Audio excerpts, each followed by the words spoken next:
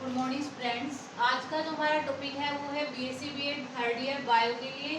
Topic अपना रहेगा Metamorphosis और इसका पार्ट नंबर पढ़ेंगे आज हम 15 नंबर। ठीक है, अब देखिएगा मेटामॉर्फोसिस जो वर्ड है यानी जो शब्द है वो ग्रीक भाषा के दो शब्दों से लिया गया है। कहने का मीन है ये कि मेटामॉर्फोसिस जो शब्द है वो क्या होता है, ग्रीक भाषा से लिया गया है जो दो शब्दों से मिलकर बना होता है।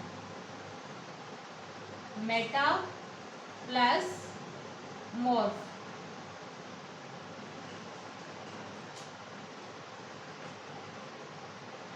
Meta plus morph. मेटा का मीन होता है चेंज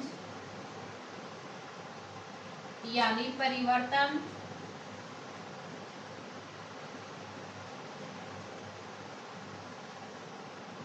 और मॉर्फ का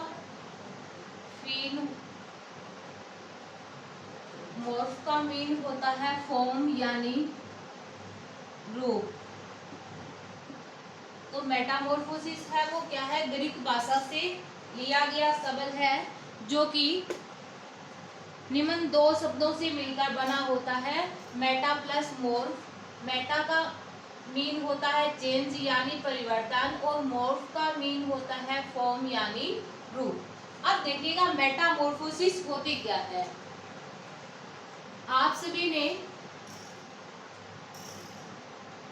टेडपोल लार्वा मेंढक का एग देखा होगा। ठीक है, इस एग के स्फुटन से लेकर जब लार्वा बाहर निकलता है, इस लार्वा के बाहर निकलने से लेकर ये जब लार्वा एडल्ट तक पहुंचता है, यानी कहने का मीन ये है कि जैसे ही एग का स्फुटन होगा तो एग से क्या निकलेगा, लार्वा निकलेगा। अब धीरे धीरे ये लार्वा जो होगा वो किसमें चेंज होगा, एडल्ट फ्रॉग में चेंज होगा। किसमें चेंज होगा, एडल्ट फ्रॉग में चेंज होगा, यानी वयस्क मेंढक के अंदर चेंज होगा। इस प्रकार इस लार्वा के एडल्ट फ्रॉग में चेंज होने तक होने वाले परिवर्तन ही क्या कहलाते हैं, मेटामॉर्फोसिस कहलाते हैं। तो आप इसकी कंप्लीटली डेफिनेशन किस प्रकार लिखोगे मेटामॉर्फोसिस की, वो देखिएगा। मेटामॉर्फोसिस की डेफिनेशन आप लोग किस प्रकार लिखोगे, एग के स्फुटन से लेकर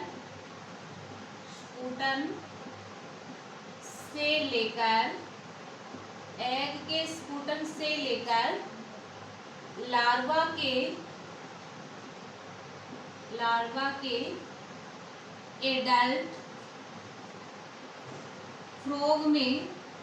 एडल्ट फ्रॉग में परिवर्तित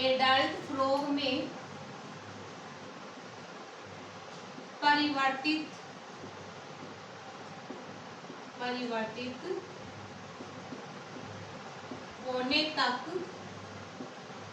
एग के स्फुटन से लेकर लार्वा के एडल्ट फ्रॉग में परिवर्तित होने तक होने वाले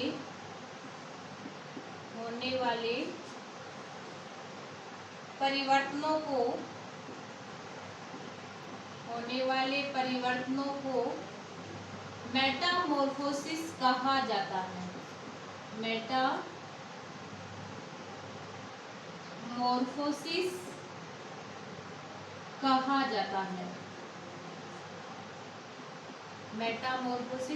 जाता है।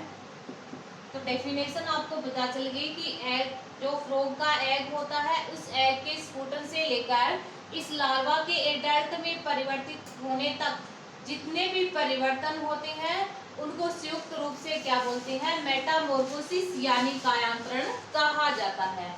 अब यहाँ पे आपके सामने टेडपोल लार्वा की स्ट्रक्चर बनाई गई है।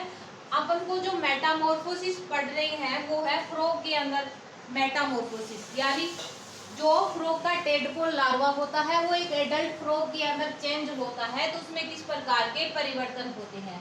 कहने का मीन ये है कि ये जो मेटामॉर्फोसिस की जो क्रिया की अपन स्टडी कर रहे हैं वो किसके अंदर है, फ्रॉग के अंदर है। तो देखिएगा फ्रॉग का जो लार्वा होता है यानी मेंढक का जो लार्वा होता है उसको क्या बोलते हैं, टेडपोल लार्वा कहा जाता है। मेंढक के लार्वा को क्या बोलते हैं, टेडपोल लार्वा कहा जाता है। अब देखिएगा ये आपके सामने किसकी स्ट्रक्चर है, टेडपोल लार्वा की। फर्स्ट अपन बात करते हैं टेडपोल लार्वा की हैबिट एंड हैबिटेट की।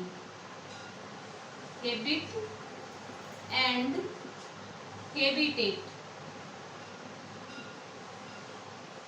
हैबिट एंड हैबिटेट स्वभाव और आवास, स्वभाव और आवास की अपन बात करें तो देखिएगा टेडपोल लार्वा की जो हैबिट एंड हैबिटेट होती है यानी स्वभाव और आवास, इसके अलावा जो संरचना होती है वो एक एडल्ट फ्रॉग यानी वयस्क मेंढक से क्या होती है, बिल्कुल भिन्न होती है। तो ध्यान रखिएगा जो टेडपोल लार्वा की क्या होती है, स्वभाव और आवास यानी हैबिट एंड हैबिटेट, और इसके अलावा जो संरचना होती है वो क्या होती है, एक एडल्ट फ्रॉग यानी वयस्क मेंढक से बिल्कुल भिन्न होती है। ये आपके सामने टेडपोल लार्वा की स्ट्रक्चर है। अब देखिएगा जो मेंढक का टेडपोल लार्वा होता है वो अपन को मछली के समान दिखाई देता है। टेडपोल लार्वा होता है वो किस समान दिखाई देता है, मछली के समान दिखाई देता है। अब देखिएगा ये जो टेडपोल लार्वा होता है वो अपनी टेल फिन यानी पूंछ फिन, टेल फिन यानी पूंछ फिन की सहायता से क्या करता है, गमन करता है। टेडपोल जो लार्वा होता है वो टेल फिन यानी पूंछ फिन की सहायता से क्या करता है, गमन करता है। किसके अंदर, पानी के अंदर। तो टेडपोल लार्वा होता है वो किसके अंदर रहता है, पानी के अंदर रहना पसंद करता है, और पानी के अंदर ये टेल फिन यानी पूंछ फिन की सहायता से क्या करता है, गमन करता है। अब देखिएगा इस टेडपोल लार्वा के अंदर जो रेस्पिरेशन की क्रिया होती है यानी जो श्वसन होता है वो गिल्स के माध्यम से संपन्न होता है। किसके माध्यम से संपन्न होता है, गिल्स के माध्यम से संपन्न होता है। और इस टेडपोल लार्वा की जो स्किन होती है वो बिल्कुल मुलायम होती है, और इसके अलावा क्या होती है, संवहनी होती है। संवहनी यानी वेस्क्यूलर होती है। ध्यान रखिएगा टेडपोल लार्वा की स्किन एकदम क्या होती है, मुलायम होती है, इसके अलावा क्या होती है, संवहनी होती है। अब देखिएगा जो टेडपोल लार्वा का जो परिसंचरण तंत्र होता है यानी जो ब्लड वेस्क्यूलर सिस्टम होता है वो फिश के समान होता है या फिशेज के समान होता है। यानी कहने का मीन ये है कि इसका जो रुधिर परिसंचरण जो परिसंचरण तंत्र होता है किसका, टेडपोल लार्वा का, वो मछलियों के समान होता है। किसके समान होता है, मछलियों के समान होता है। अब देखिएगा इस टेडपोल लार्वा के अंदर हॉर्नी जबड़े पाए जाते हैं। कौन से जबड़े, हॉर्नी यानी हॉर्नी जबड़े पाए जाते हैं। इस हॉर्नी जबड़े के अंदर क्या प्रेजेंट होते हैं, हॉर्नी टीथ पाए जाते हैं। क्या पाए जाते हैं, हॉर्नी टीथ यानी हॉर्नी दांत पाए जाते हैं। इन हॉर्नी दांतों की सहायता से ये क्या करता है, जो पेड़ पौधे होते हैं पानी के अंदर उसकी पत्तियों को खुर्च कर भोजन के रूप में क्या करता है, ये ग्रहण करता है। ध्यान रखिएगा उसमें टेडपोल लार्वा में हॉर्नी जबड़े पाए जाते हैं। इन हॉर्नी जबड़े के अंदर क्या पाए जाते हैं, हॉर्नी टीथ यानी हॉर्नी दांत पाए जाते हैं। इन हॉर्नी दांतों की सहायता से जो टेडपोल लार्वा होता है वो पेड़ पौधों की जो पत्तियां होती है उसको खुर्च कर भोजन के रूप में क्या करता है, ग्रहण करता है। यदि इसकी भोजन की नेचर की बात की जाए तो ये जो टेडपोल लार्वा होता है वो शाकाहारी प्रकृति का होता है, शाकाहारी प्रवृत्ति या प्रकृति का होता है। यानी ये मांसाहारी नहीं होता, क्या होता है, ये शाकाहारी होता है। और इसके अलावा जो टेडपोल लार्वा होता है वो तालाब, इसके अलावा पोखर, तालाब, पोखर और इसके अलावा झील की तली के अंदर पाया जाता है। टेडपोल लार्वा होता है वो तालाब, पोखर और झील की तली के अंदर पाया जाता है। अब देखिएगा मैंने आपके सामने टेडपोल लार्वा की स्ट्रक्चर बनाई है। तो टेडपोल लार्वा की स्ट्रक्चर आपके सामने है, ये मछली के समान दिखाई दे रही है। अब देखिएगा कि टेडपोल लार्वा के अंदर आपने आईज ये सब कुछ आप जानते हो। इसके अंदर हाइंड लिम्ब और फोर लिम्ब दो जोड़ी टांगे पाई जाती है, ठीक है, हाइंड लिम्ब और फोर लिम्ब। इसमें किस प्रकार से वृद्धि होगी वो इसके अंदर जो मेटामॉर्फोसिस का अध्ययन करेंगे कंप्लीटली तब आपको बताएंगे। इधर आपको ओपर्कुलम दिखाई दे रहा है। ओपर्कुलम होता क्या है वो देखिएगा कि जो द्वितीय जो गर्सनी होती है टेडपोल लार्वा की, कौन सी गर्सनी, सेकंड गर्सनी, यानी जो द्वितीय गर्सनी होती है टेडपोल लार्वा की, टेडपोल लार्वा की जो द्वितीय गर्सनी होती है उसकी जो स्किन होती है प्रत्येक गिल को आगे से कवर करते हुए, जैसे मान लीजिए ये गर्सनी है, ठीक है, और इस गर्सनी की मान लीजिए ये स्किन है, ठीक है, ये गर्सनी जो होती है इस प्रत्येक गिल को आगे से कवर करते हुए, इस प्रकार आगे से क्या होती है कवर यानी ढकते हुए पीछे की ओर फोल्ड के रूप में वलित होती हुई एक पर्दे के रूप में अपन को दिखाई देती है। फोल्ड के रूप में वलित होती हुई यानी वलनों के रूप में ये क्या होती है वलित होती जाती है और पर्दे के रूप में पीछे की ओर फैलती चली जाती है, ठीक है। अब देखिएगा ये जो स्किन यानी जो त्वचा के जो फोल्ड होते हैं उसको ओपर्कुलम कहा जाता है। क्या बोलते हैं, त्वचा के जो फोल्ड होते हैं उसको क्या बोलते हैं, ओपर्कुलम कहा जाता है। अब देखिएगा कि नहीं दो ओपर्कुलम के बीच का जो रिक्त स्थान होता है, मान लीजिए ये एक ओपर्कुलम ये है और एक ओपर्कुलम ये है, कि नहीं दो ओपर्कुलम के बीच का जो स्पेस होता है उसे ओपर्कुलम चेम्बर कहा जाता है। क्या बोलते हैं उसको, ओपर्कुलम चेम्बर कहा जाता है। अब जी ये ओपर्कुलम जो चेम्बर होते हैं वो दोनों स्पाइरेकल के द्वारा यानी श्वसन छिद्र के द्वारा बाहर की ओर खुलते हैं। श्वसन छिद्र के द्वारा क्या करते हैं, बाहर की ओर खुलते हैं। ओपर्कुलम आपको पता चल गया कि नहीं दो ओपर्कुलम के बीच का रिक्त स्थान ओपर्कुलम चेम्बर कहलाता है। ये जो ओपर्कुलम चेम्बर होते हैं ये दोनों स्पाइरेकल के यानी श्वसन छिद्र के द्वारा बाहर की ओर खुलते हैं। इधर इसी के पास हाइंड लिम्ब के पास क्या होती है, इसमें क्लोएका यानी अवस्थल पाया जाता है। इसी के साथ इसकी नॉर्मल हैबिटेट और इसी के साथ साथ इसकी जो स्ट्रक्चर होती है वो कंप्लीट होती है, ठीक है। इसको यहाँ से इस प्रकार से कवर कर देना।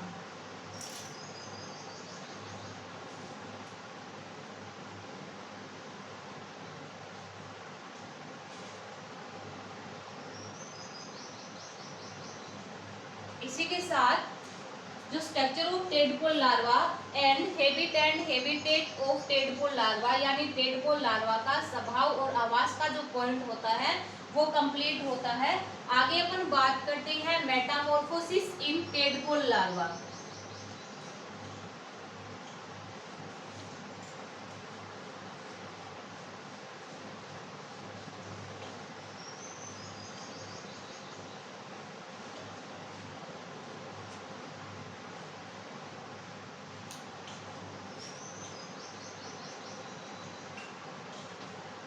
अगला जो हमारा नेक्स्ट पॉइंट रहेगा वो क्या होगा, मेटामॉर्फोसिस इन टेडपोल लार्वा।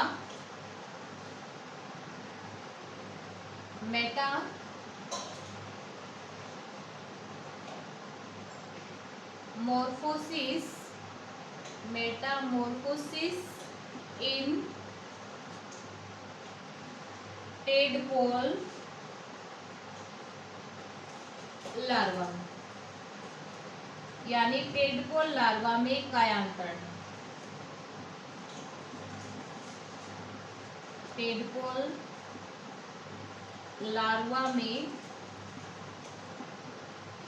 कायांतरण। मेटामॉर्फोसिस इन टेडपोल लार्वा में कायांतरण। तो देखिए मेटामॉर्फोसिस इन टेडपोल लार्वा यानी टेडपोल लार्वा के अंदर कायांतरण। तो देखिएगा जो टेडपोल लार्वा में जो मेटामॉर्फोसिस की क्रिया होती है यानी जब टेडपोल लार्वा में कायांतरण होता है तो जो टेडपोल लार्वा होता है वो एक छोटे फ्रॉग के अंदर चेंज हो जाता है। टेडपोल लार्वा किसमें चेंज हो जाता है? एक छोटे फ्रॉग यानी छोटे मेंढक के अंदर चेंज हो जाता है। छोटे मेंढक के अंदर क्या हो जाता है? परिवर्तित हो जाता है। ध्यान रखिएगा, मेटामॉर्फोसिस की क्रिया के दौरान जो टेडपोल लार्वा होता है एक छोटे फ्रॉग के अंदर चेंज हो जाता है। अब टेडपोल लार्वा में मेटामॉर्फोसिस की क्रिया के दौरान जितने भी परिवर्तन होते हैं वो किसके कारण संपन्न होते हैं? थायराइड ग्लैंड के थायरोक्सिन हार्मोन के कारण संपन्न होते हैं। थायराइड ग्लैंड के कौन से हार्मोन के कारण? थायरोक्सिन हार्मोन के कारण संपन्न होते हैं। थायरोक्सिन हार्मोन के कारण क्या होते हैं? संपन्न होते हैं। तो ध्यान रखिएगा कि टेडपोल लार्वा के अंदर मेटामॉर्फोसिस की क्रिया के दौरान जितने भी इसकी बॉडी में परिवर्तन होंगे सारे के सारे परिवर्तन थायराइड ग्लैंड के थायरोक्सिन हार्मोन के कारण ही संपन्न होते हैं। यदि टेडपोल लार्वा की थायराइड ग्लैंड को अपन निकाल लें तो थायरोक्सिन हार्मोन स्रावित नहीं होगा। थायरोक्सिन स्रावित नहीं होगा तो टेडपोल लार्वा लार्वल अवस्था में ही रहता है, एडल्ट के अंदर चेंज नहीं होता। ठीक है, अब देखिएगा कि मेटामॉर्फोसिस की क्रिया के दौरान टेडपोल लार्वा में जो परिवर्तन होते हैं उसको निम्न 3 भागों के अंदर बांटा गया है। कितने भागों के अंदर? 3 भागों के अंदर। तो देखिएगा, मेटामॉर्फोसिस की क्रिया के दौरान टेडपोल लार्वा में होने वाले चेंजेस को 3 भागों के अंदर अपन बांटते हैं। फर्स्ट देखिएगा, इकोलॉजिकल चेंजेस। इकोलॉजिकल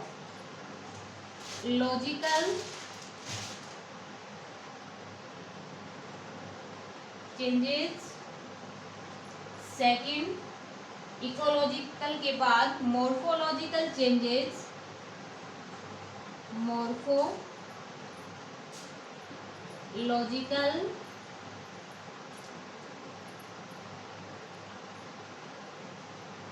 चेंजेस और थर्ड है फिजियोलॉजिकल चेंजेस।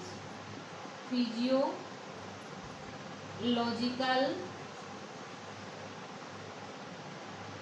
चेंजेस। तो मेटामॉर्फोसिस की क्रिया के दौरान होने वाले जो परिवर्तन है वो 3 टाइप के हैं, इकोलॉजिकल चेंजेस, मॉर्फोलॉजिकल चेंजेस और फिजियोलॉजिकल चेंजेस। अब देखिएगा, मेटामॉर्फोसिस की क्रिया के दौरान सर्वप्रथम अपन बात करते हैं इकोलॉजिकल चेंजेस की। तो इकोलॉजिकल चेंजेस क्या होते हैं वो देखिएगा कि मेटामॉर्फोसिस की क्रिया के दौरान जो टेडपोल लार्वा होता है उसकी हैबिट एंड हैबिटेट में क्या हो जाता है? परिवर्तन हो जाता है। हैबिट एंड हैबिटेट यानी स्वभाव और आवास में क्या हो जाता है? परिवर्तन हो जाता है। इकोलॉजिकल चेंजेस के अंदर क्या होता है कि जैसे ही टेडपोल लार्वा में मेटामॉर्फोसिस की क्रिया होगी तो मेटामॉर्फोसिस की क्रिया के दौरान टेडपोल लार्वा की जो हैबिट एंड हैबिटेट यानी स्वभाव और आवास जो होता है वो बिल्कुल परिवर्तित हो जाता है। इसी के साथ साथ जो टेडपोल लार्वा जो होता है वो जलीय जीवन जीना पसंद करता है, लेकिन जैसे उसमें मेटामॉर्फोसिस की क्रिया होती है तो टेडपोल लार्वा जो होता है इस जलीय जीवन को छोड़कर स्थलीय जीवन जीना प्रारंभ कर देता है। जलीय जीवन को छोड़ देता है और स्थलीय जीवन को जीना क्या कर देता है? प्रारंभ कर देता है। आप सभी जानते हो कि जब टेडपोल लार्वा लार्वल अवस्था में होता है तो कौन सी नेचर का होता है? शाकाहारी प्रवृत्ति का होता है। कौन सी नेचर का होता है? शाकाहारी प्रवृत्ति का होता है, यानी ये शाकाहारी होता है जो कि पेड़ पौधों की पत्तियों को खुर्च कर भोजन के रूप में क्या करता है? ग्रहण करता है। बट जैसे इसमें इकोलॉजिकल चेंजेस के दौरान जो मेटामॉर्फोसिस की क्रिया होती है तो ये क्या करता है? शाकाहारी प्रवृत्ति को छोड़कर मांसाहारी प्रवृत्ति धारण कर लेता है। मांसाहारी प्रवृत्ति यानी ये मांसाहारी प्रकृति का हो जाता है। ठीक है, जो छोटे छोटे कीट पतंगों को भोजन के रूप में क्या करता है? ग्रहण करता है। इस प्रकार मेटामॉर्फोसिस की क्रिया के दौरान जो चेंजेज होते हैं किसके अंदर? टेडपोल लार्वा के अंदर। तो जो टेडपोल लार्वा होता है वो जल के अंदर तैरने के साथ साथ जमीन पर भी फुदक फुदक कर चलना क्या कर देता है, प्रारंभ कर देता है। ठीक है, जलीय जीवन तो जीता ही है, इसके अलावा वो क्या कर देता है, जमीन पर भी फुदक कर चलना प्रारंभ कर देता है। ये सारे के सारे चेंजेस किस में आते हैं, इकोलॉजिकल चेंजेस के अंदर। आगे हम बात करते हैं मॉर्फोलॉजिकल चेंजेस की।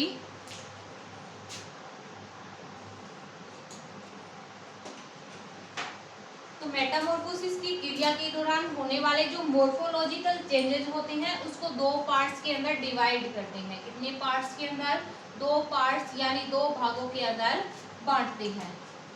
देखिएगा ये दो पार्ट्स कौन कौन से हैं। First regressive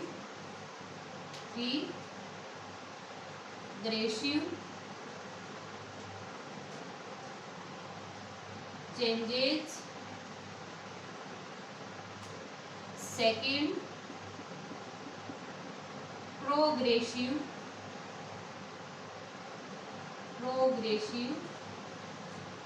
changes.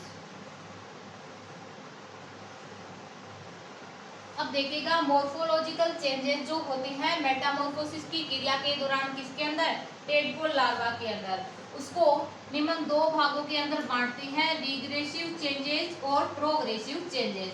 तो फर्स्ट अपन बात करेंगे रिग्रेसिव चेंजेस की। तो देखिएगा टेडपोल लार्वा के अंदर कुछ लार्वल लक्षण पाए जाते हैं। टेडपोल लार्वा जब लार्वल अवस्था में होता है तो उसके अंदर कुछ क्या पाए जाते हैं, लार्वल लक्षण पाए जाते हैं। ये जो टेडपोल लार्वा के अंदर लार्वल लक्षण पाए जाते हैं ये इसके लार्वल जीवन के लिए क्या होते हैं, अत्यंत आवश्यक होते हैं। तो जैसे जैसे इसमें मेटामॉर्फोसिस की क्रिया होती है तो ये जो लार्वल लक्षण होते हैं ये क्या हो जाते हैं, विलुप्त हो जाते हैं। इस प्रकार जो परिवर्तन होती है उसको रिग्रेसिव चेंजेस कहा जाता है। फिर से रिपीट कर देते हैं कि लार्वा के अंदर कुछ लार्वल लक्षण पाए जाते हैं जो कि लार्वल जीवन के लिए अत्यंत आवश्यक होते हैं। बट जैसे ही टेडपोल लार्वा के अंदर मेटामॉर्फोसिस की क्रिया होती है तो ये जो लार्वल लक्षण होते हैं यानी जो लार्वल करैक्टर होते हैं, लार्वल जो करैक्टर्स होते हैं वो क्या हो जाते हैं, विलुप्त हो जाते हैं। क्या हो जाते हैं, विलुप्त हो जाते हैं। इस प्रकार का जो चेंजेस होते हैं यानी जो परिवर्तन होते हैं उसको रिग्रेसिव चेंजेस कहा जाता है। अब देखिएगा जो रिग्रेसिव चेंजेस होते हैं किस दौरान, मेटामॉर्फोसिस की क्रिया के दौरान, ये निम्न प्रकार से होते हैं या फिर कह सकते हो कि ये निम्न प्रकार के होते हैं। ठीक है, या फिर ये भी ले सकते हो कि रिग्रेसिव जो मेटामॉर्फोसिस की क्रिया के दौरान होने वाले रिग्रेसिव जो चेंजेस होते हैं वो निम्न होते हैं। फर्स्ट अपन बात करते हैं कि जब लार्वा टेडपोल लार्वा लार्वल अवस्था में होता है तो इसमें क्या पाए जाते हैं, इंटरनल गिल पाए जाते हैं। क्या पाए जाते हैं, इंटरनल गिल पाए जाते हैं। लेकिन जैसे ही टेडपोल लार्वा में मेटामॉर्फोसिस की क्रिया होती है तो ये इंटरनल गिल क्या हो जाती हैं, विलुप्त हो जाते हैं। क्या हो जाते हैं, विलुप्त हो जाते हैं। ठीक है, इसके अलावा जो टेडपोल लार्वा होता है उसके अंदर क्या पाई जाती है, पूंछ पाई जाती है। टेडपोल लार्वा में क्या पाई जाती है, टेल यानी पूंछ पाई जाती है। इस पूंछ की सहायता से जो टेडपोल लार्वा होता है वो आसानी से पानी के अंदर क्या करता है, गमन करता है। परंतु मेटामॉर्फोसिस की क्रिया के दौरान टेडपोल लार्वा की जो टेल यानी जो पूंछ होती है वो भी क्या हो जाती है, विलुप्त हो जाती है। टेडपोल लार्वा की जो पूंछ होती है वो क्या हो जाती है, विलुप्त हो जाती है। सेकंड चेंजेस था कौन से प्रकार का, रिग्रेसिव टाइप का। थर्ड चेंजेस की अपन बात करें तो जैसे ही टेडपोल लार्वा के अंदर मेटामॉर्फोसिस की क्रिया होगी तो टेडपोल लार्वा का जो माउथ होता है यानी जो मुख होता है उसकी आकार और आकृति में क्या हो जाता है, परिवर्तन हो जाता है। आकार और आकृति में क्या हो जाता है, परिवर्तन हो जाता है। ध्यान रखिएगा, जैसे ही टेडपोल लार्वा के अंदर मेटामॉर्फोसिस की क्रिया होती है तो मेटामॉर्फोसिस की क्रिया के दौरान टेडपोल लार्वा का जो माउथ यानी जो मुख होता है उसकी आकार और आकृति में क्या हो जाता है, परिवर्तन हो जाता है। फोर्थ रिग्रेसिव चेंजेस की अपन बात करें तो जो टेडपोल लार्वा जब एडल्ट फ्रॉग के अंदर चेंज होता है, कहने का मीन ये है कि जब टेडपोल लार्वा एक वयस्क मेंढक के अंदर परिवर्तित होता है तो इसकी जो एलिमेंट्री केनाल होती है, एलिमेंट्री केनाल यानी जो आहार नाल होती है वो क्या हो जाती है, छोटी हो जाती है। आहार नाल क्या हो जाती है, छोटी हो जाती है। क्यों? क्योंकि जब टेडपोल लार्वा एडल्ट फ्रॉग के अंदर चेंज होता है, कहने का मीन ये है कि जब टेडपोल लार्वा मेटामॉर्फोसिस की क्रिया होती है और टेडपोल लार्वा फ्रॉग के अंदर चेंज होता है तो इस दौरान ये भोजन ग्रहण करना क्या कर देता है, बंद कर देता है, जिसके कारण एलिमेंट्री केनाल इसकी क्या हो जाती है, छोटी हो जाती है। ठीक है। इसके अलावा आप सभी ने पढ़ा था कि जो टेडपोल लार्वा है उसके अंदर क्या पाए जाते हैं, हॉर्नी जबड़े पाए जाते हैं। टेडपोल लार्वा के अंदर क्या पाए जाते हैं, हॉर्नी जबड़े पाए जाते हैं। हॉर्नी यानी हॉर्नी जबड़े पाए जाते हैं। ठीक है। इस हॉर्नी जबड़े के अंदर क्या प्रेजेंट थे, हॉर्नी टीथ। हॉर्नी टीथ यानी हॉर्नी दांत उपस्थित थे। इन दांतों की सहायता से जो टेडपोल लार्वा था ये भोजन को जो पेड़ पौधों की जो पत्तियां थी उसको खुर्च कर भोजन के रूप में ग्रहण कर रहा था। लेकिन होता क्या है कि जो मेटामॉर्फोसिस की क्रिया होती है किसके अंदर, टेडपोल लार्वा के अंदर, तो जो हॉर्नी टीथ होते हैं वो इसकी स्किन के साथ ही क्या हो जाते हैं, झड़ जाते हैं और इस हॉर्नी टीथ के स्थान पर नए टीथ केनाइन्स का क्या होता है, निर्माण होता है। केनाइन टीथ का क्या हो जाता है,